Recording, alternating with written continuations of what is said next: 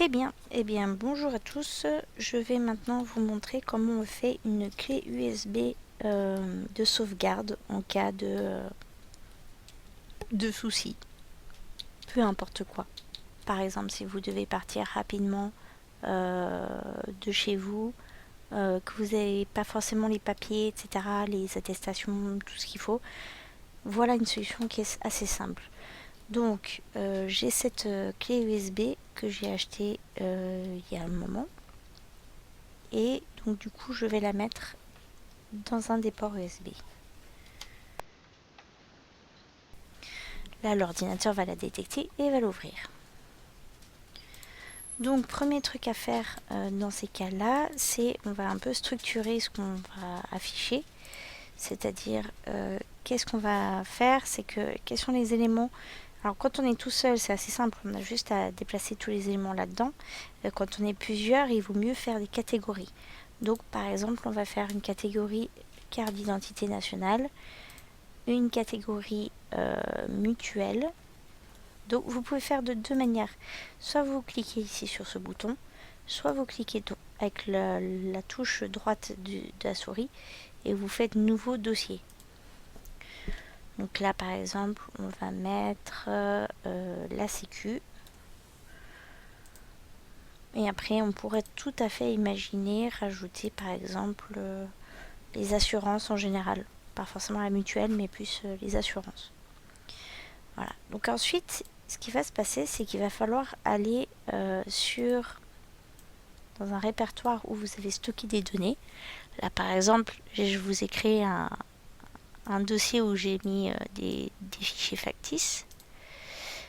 Donc là par exemple vous pouvez par exemple la CNI, donc vous la prenez ici, vous appuyez sur la touche gauche de la souris, vous tenez appuyé et vous déplacez jusqu'à mettre dans le dossier. Vous voyez, c'est en surbrillance.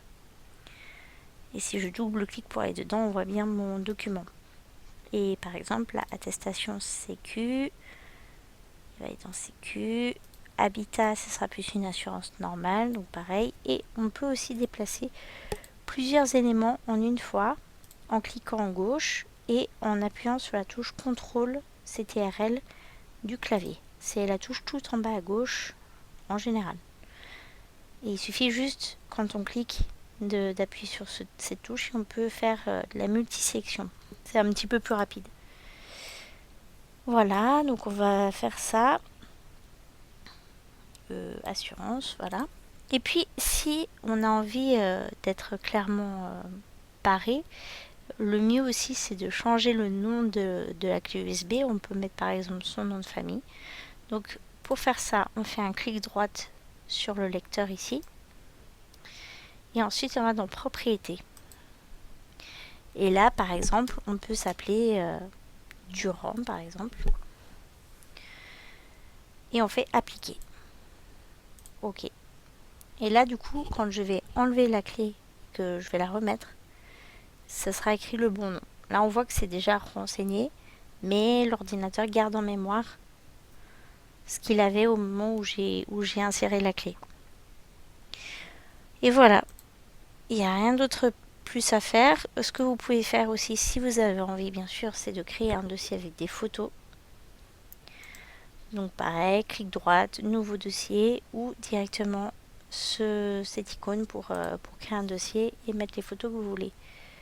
L'idée bien sûr c'est de garder que l'essentiel, et ensuite quand vous avez fini ça, vous pouvez mettre votre clé dans un sac de congélation qui permettra de le rendre complètement étanche à l'eau surtout, parce que clairement c'est l'eau qui sera plus embêtante pour tout ce matériel électronique. Voilà, c'est tout.